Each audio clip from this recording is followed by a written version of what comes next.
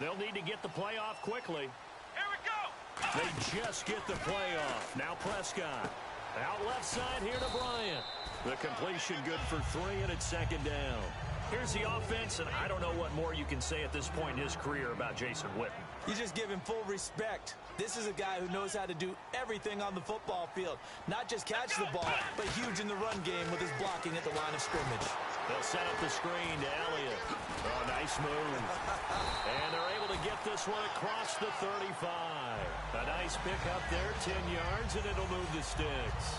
The screen was executed and completed, but where's the worry on the play? How many times is a quarterback going to get hit? Because offensive linemen have to do an acting job of making sure it looks like they're whiffing on blocks. But you got to slow them down a little bit, because if you don't, that's a lot of big guys coming at your quarterback in a big, fast way, and boy, he can get hurt. And here's a look at the defense for Denver. Chris Harris Jr. is not a name that rolls off the tongue quickly, but it should. He's one of the best cover corners in the league. Prescott to throw it. And he finds his target, Terrence Williams. And he's going to get this all the way down inside the 35. I know many people like to throw to the tight end, maybe in a little flexed out position because he creates mismatches with his size. But slot receivers do the same thing with their quickness, their speed, and their route running savvy. Into a double team, and it's intercepted. And how about this? It's the other Brandon Marshall that picks it off. They told us repeatedly earlier in the week in our meetings, we need some plays from our defense here on the road early. They got one. And don't think they were above all week long pointing out to their defense that the other defense is rated higher than them. You going to let that happen, guys? Is that how we're going to play? And they responded to the challenge. And he knocks the ball away, and it falls incomplete. Emmanuel Sanders, the intended receiver. And now it's second down. The offensive lineup now, and the guy we highlight, Emmanuel Sanders. You can use him in any spot as a wide receiver. In the slot, out wide. It doesn't matter. He just makes plays. Here's Simeon. And the catch made. This is Emmanuel Sanders. Sanders, the former SMU product, had 79 catches last year, over 1,000 yards, 5 touchdowns. They're going to need more of him in Denver if they want to get back into the playoffs. Part of a great tandem, he and Demaryius Thomas, and Demaryius plays out wide. He's one of those guys that you send him out there and let him work one-on-one and use his big body and his big frame to get open. Emmanuel Sanders, he has the ability to work inside as well. And he's not just quick, he's also fast, and he's dependable for a quarterback because a lot of the routes he runs are right in the sight line. Easy throws for a QB. So the offense readies for a 2nd and 4.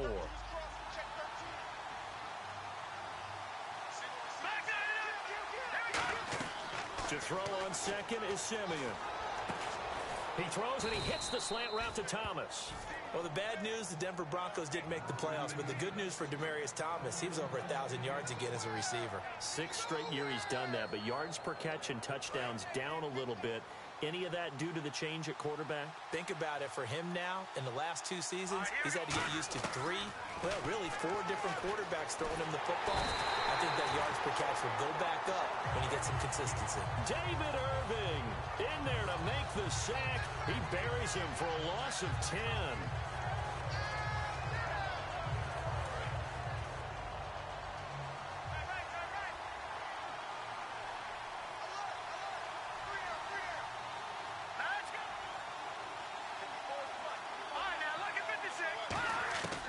Second down, here's Simeon. And that one got tipped, kind of threw everything off. It brings up 3rd. And now the defense for Dallas. Justin Durant doesn't get mentioned very often in conversation, but at the end of every game, he's made a lot of tackles.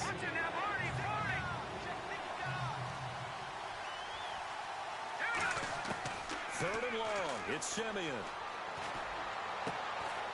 And this is going to be incomplete. Virgil Green is tied in, the intended receiver. And 4th down coming up. On 4th down, it's Riley Dixon on now to kick it away for Denver. Lucky Whitehead back deep for Dallas.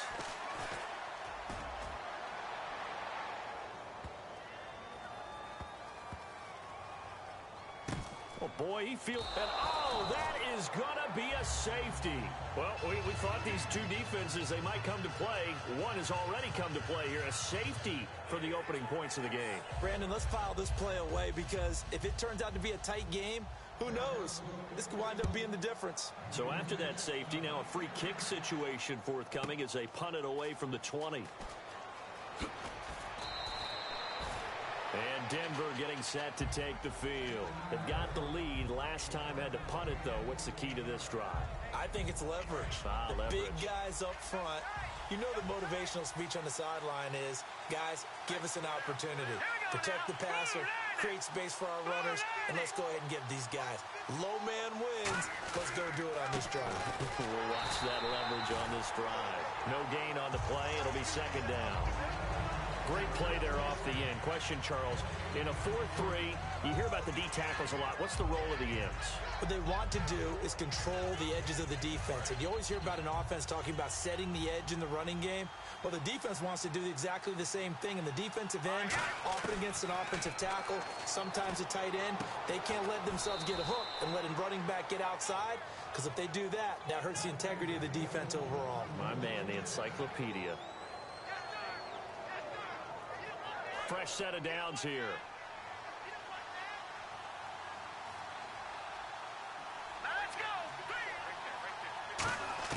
On first down, it's Simeon. Green with a catch left side. And taking it across midfield and inside the 45. It's a gain of 14 there. And it's a first down for the Broncos. When you execute a drag or a crossing route really well and give them a chance to let it develop a little bit, you can gain some significant yardage hitting your tight end on that one. This is caught by Marlon Brown. And now following that play, we've got a man down defensively, one of the members of the secondary. And we'll just hope he's all right to continue.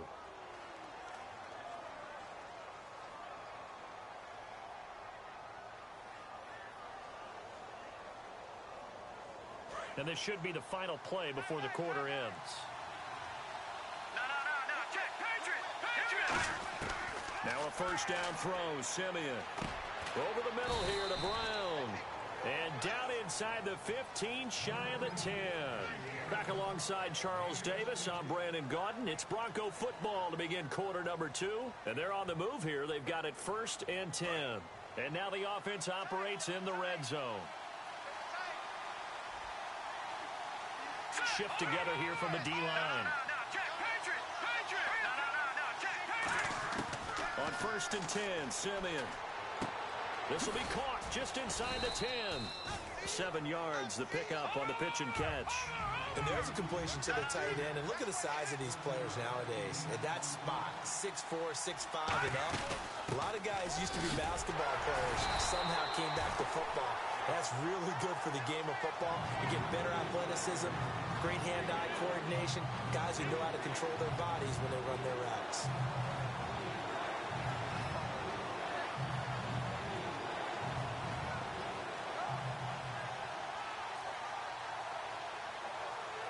Play number 7 coming on this drive. It's 3rd and inches.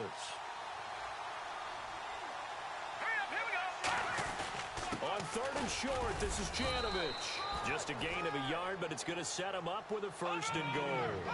3rd and inches, just turn around, hand it to the big guy, and let him plow forward and pick up a 1st down. A lot of people think that the offensive line, they may almost take the play off because they got a big guy back there pushing forward. I think it actually works in reverse. I think they block harder because they love seeing that guy get the ball because he doesn't touch it very often.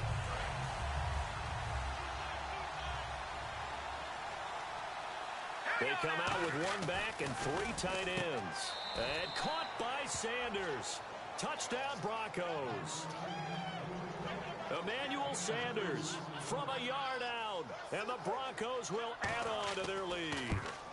On those slants, everything happens so quickly. What makes it work?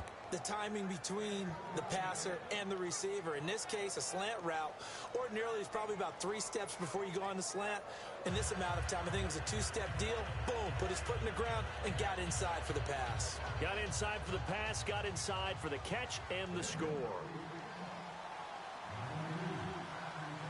After the touchdown, here's McManus now to kick it away. Fairly short kick, taking it to 14 here. And he'll take this up past the 20 and down at the 22-yard line. Now the Cowboys offense heads back onto the field. Looked like they had something going last drive. Then the interception happened. Will they recover?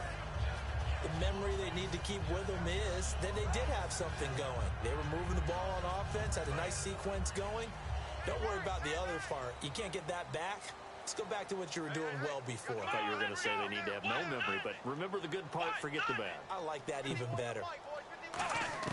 Trying to shake off the interception from the last drive. He'll look to throw.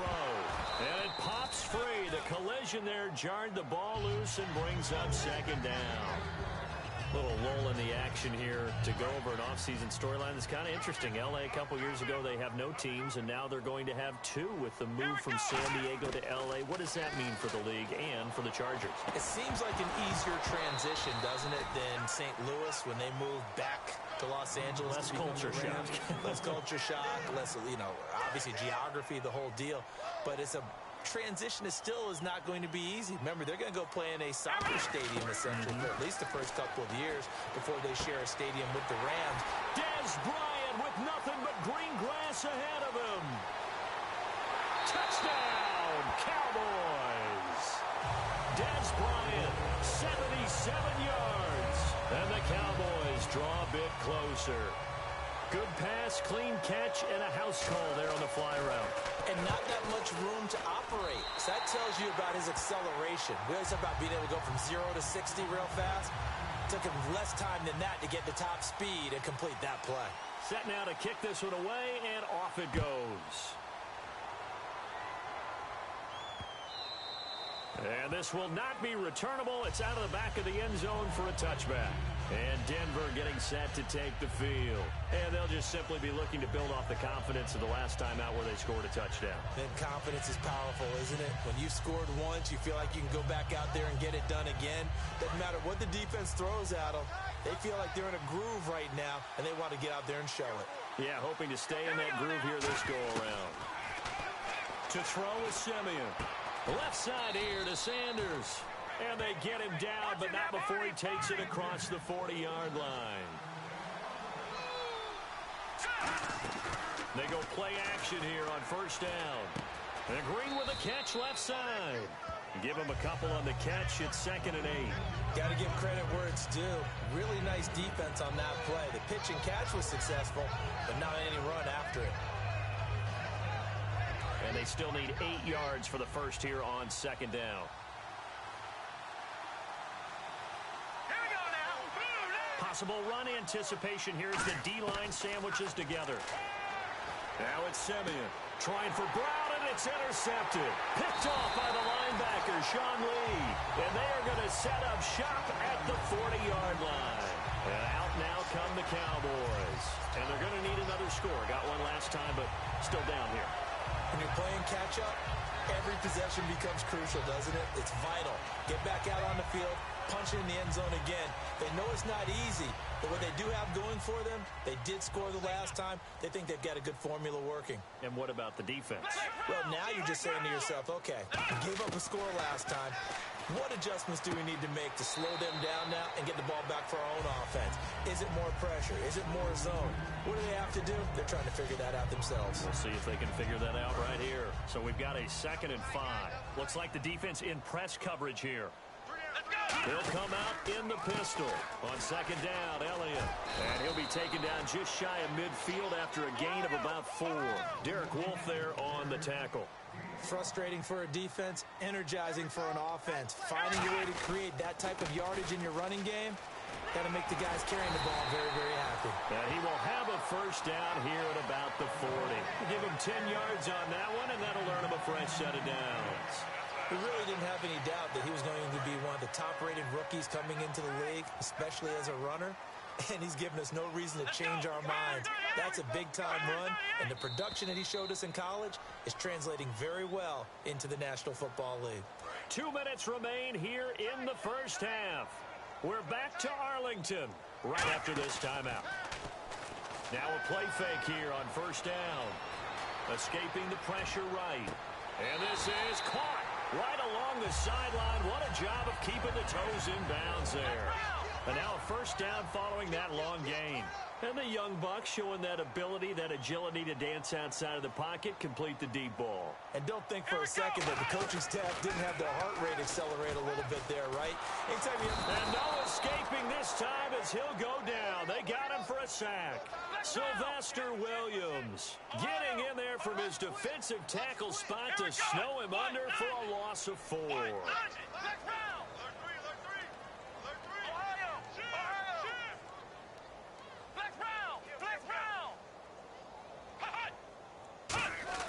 A second down throw for Prescott. Under pressure, they got him again. And yes, that is something Von Miller does very well. 13.5 sacks last year, second in the league, and was right in the running for Defensive Player of the Year. Again. And if he plays full seasons or nearly full seasons, he'll be in that running for the rest of his career. I love his ability to bend coming around the corner, and sometimes we don't talk about that enough. His ability to have the best leverage, get lower than the offensive tackle, yet still running at full speed and wrapping his way around the corner and getting to the quarterback. The Cowboys will turn it over now to Dan Bailey for the field goal try. This will be a 34-yard attempt. And Bailey able to knock it through. And they take the lead here by a point, 10-9. So the drive stalls out, but they are able to put 3 points on the board. Yeah, just a yard or two shorter than an extra point, so no problems converting there. And that'll carry over the back line of the end zone for a touchback. And Denver getting set to take the field.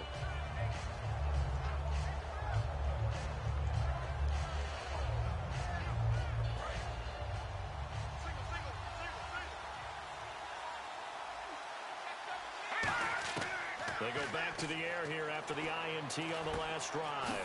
Over the middle here to Brown. And they're going to get this one all the way out across the 45. In recent years, the slot receivers really gained stature in the NFL because they can do so many things. Yes, they can line up wide like your normal wide receiver, but to have that kind of courage and toughness to run routes in the middle of the field and become dependable targets for their quarterbacks and move the sticks, those guys are worth their weight in gold. CD, wanted to get your thoughts just on the landscape of the offseason for each of these teams. Super Bowl in the rearview mirror, but so much going on. People look at the draft a lot, but there's a lot more that goes into the offseason for these front offices, is there not? It certainly is, and then even before we get to the draft, you start with the combine, that's held in Indianapolis every year, and you have about 350 of the top prospects coming together to get their physicals and interviews and on-field performance, and all that will get evaluated along with their game tape. And then you got the free agents, all right? That starts, I believe, in early March, where now the free agents can start moving around to different teams. So your team's starting to take a little bit of shape there, free agency, because then the draft's coming up. You're trying to put your team together with new draft picks, have everyone start to move in one direction. And nowhere to go here. He lost the football. On plays like this where the ball comes free, it's often unusual for the team that lost it to get it back, because this is the quarterback. The ball gets away from him. Everyone else is trying to execute what they're supposed to do on offense. They're usually looking in the other direction, downfield, or have moved away from him. In this case, though, a teammate is able to come up with the ball. And here comes play number 6 on this drive.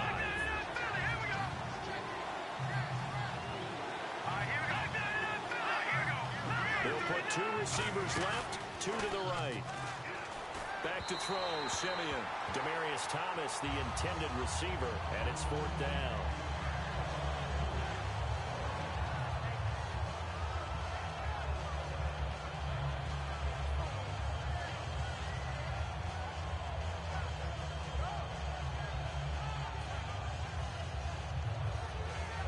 So on now is Brandon McManus. He has hit from as far away as 57, but that was in Denver.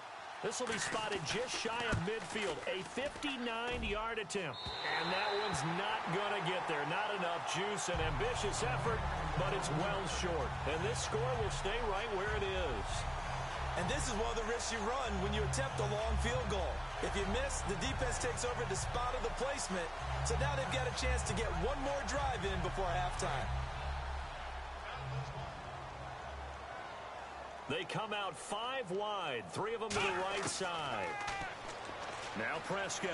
He's going to fire one deep over the middle. Oh, you saw that one coming. It's intercepted. Thrown back across across his body. Picked off by the corner, Bradley Roby. And Denver getting set to take the field. And you got to think, if this is anything other than just taking a knee, I'd be very surprised. Yeah, they've got enough to talk about at the half. Why do anything else? Just get out of there.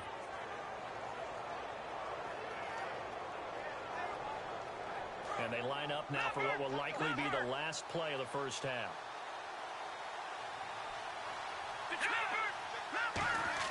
A final shot before break. Simeon looking for Sanders here on the deep ball. And that's caught inside the 30. And he's in for the touchdown on the final play of the first half.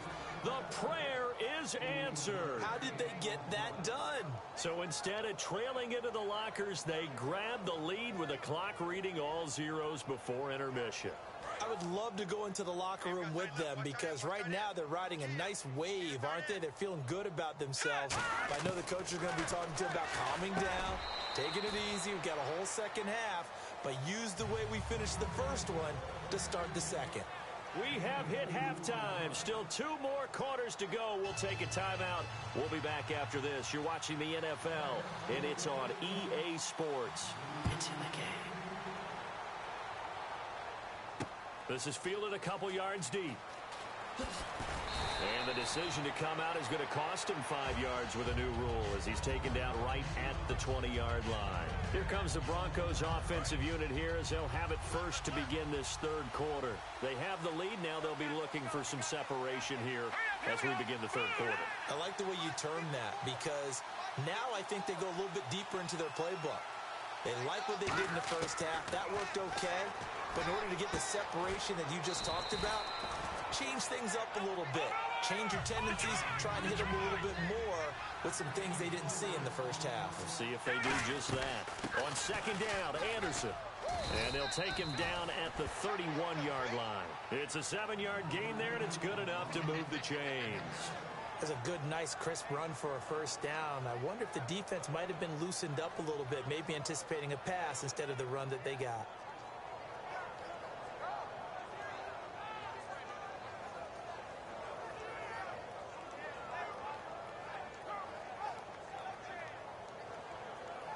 And the offense lining up first and 10.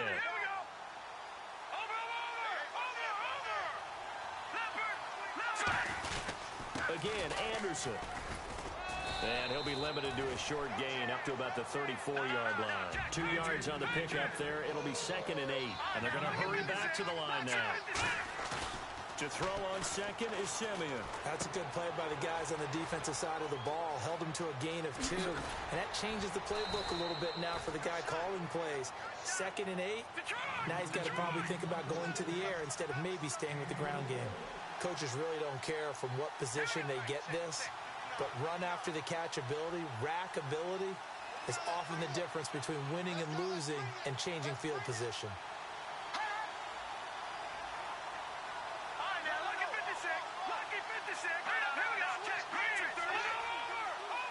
They come out here in the eye. And no escaping this time as he'll go down. They got him for a sack. Justin Durant from that outside linebacker spot. He's able to get in there for a loss of 9.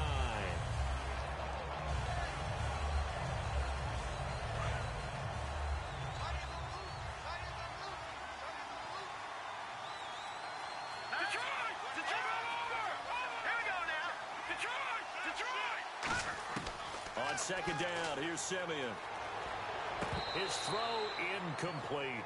Well, the numbers have been good in the passing game and certainly a big reason why they have the lead. But now here, third quarter, maybe go to the run game a little more? Yeah, perhaps. I mean, after that incompletion, a little credit to the defense for shutting them down on that play.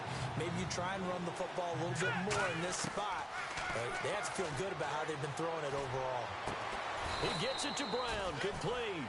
That one goes for 24 yards. And with that last play, he's now up over that 300-yard mark. And in today's NFL, it almost feels routine. And I hate that when you talk about a 300-yard passing game. To me, 300 yards still signifies excellence, and he's achieved that in this performance. First and goal. Defense with their backs against the wall. They'll say no gain on the play, and it'll be second and goal.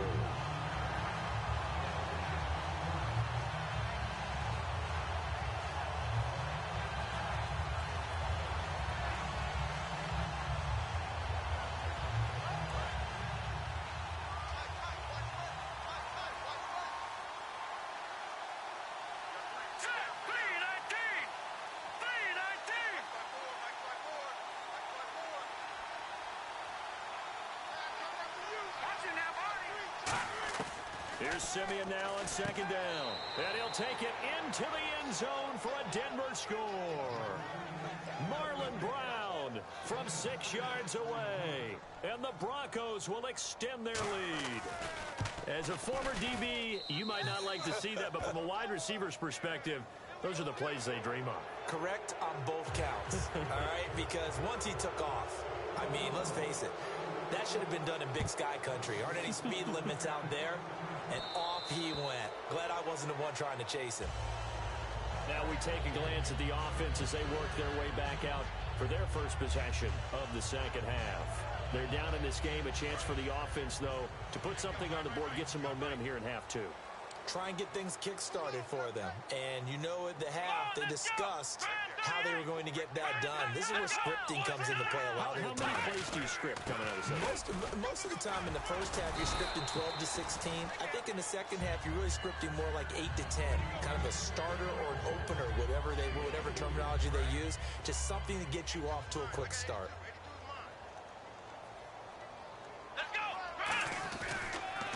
Again, it's Elliott. And they get him down, but not before he takes it across the 40-yard line. They pick up 12 on the play there, and they move the chains. And now they're in the hurry-up. A first down carry by Elliott. Room here to run. And he'll be taken down across the 50 at the 45 in enemy territory. Sometimes it's hard to believe, but there are times this game is about patience, isn't it? Has had the game he expected, but that run there, that may get him going. I was just going to say, maybe that gives him a little juice, because you're right, he struggled, especially in that first half. Yeah, and I know the great ones always think to themselves, just hang in there. I'm just one big carry away from busting this open. That's a good start for him. Give him 3 yards, and now they're left needing a conversion here on 3rd and 6. And they'll need to get to the 35 if they want to keep this drive going on 3rd down. Partner, we know today's NFL is really built around the guy throwing the football. But these short runs, they still pay dividends because they can take their toll on a defense, and they can add up as the game goes along. You control the clock, you control the ball, and that way you often control the game. Maybe just a lack of concentration there as he couldn't haul it in. And when you're going across the middle like that, you know, he's running that drag route, you are conscious of all the bodies and the traffic in there. But let's face it, if you're going there, you might as well come down with the football and absorb whatever else happens after that. It's caught on the right side, Williams. And he's going to get to the 31, enough for the first down. I remember in pregame when we were talking to him on the field, and he took his gloves off and showed us his fingers. A few misshapen ones in there, and now we know why, trying to catch those types of bullets. That was a dart. Yeah, even for a talented receiver, those are tough to hang on to. It's a gain of 24 that time. And the Cowboys are set up now with a 1st and goal. Looking to speed things up here, going with some tempo. Prescott now. That's going to be caught at the 10-yard line. That's going to go as a loss of a yard, and it'll be 2nd down. Back now in Arlington. It's the Cowboys in possession of the football, but they trail here as we begin the 4th quarter of play.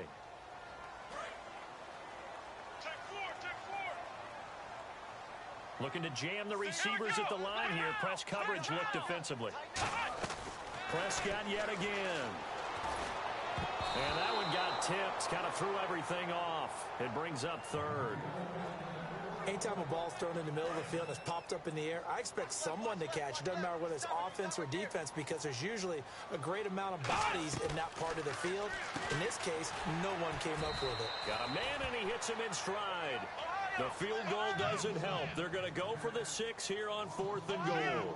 They completed the screen on the perimeter, but boy, that was textbook defense. Exactly as you're taught to play against a wide receiver screen, and they snuffed it out for a loss of yardage. They can't hook up here on the 4th down pass attempt, and the Broncos will take over on downs. And Denver getting set to take the field. And they were able to punch it in the end zone last time. They'll be looking to do that again here for the defense. Obviously, they'll be looking to stop them from punching it back in the end zone. It always is punch-counter-punch, isn't it? And which team has the advantage? Well, let's just go back. Last time on offense, they rolled downfield, got into a good rhythm.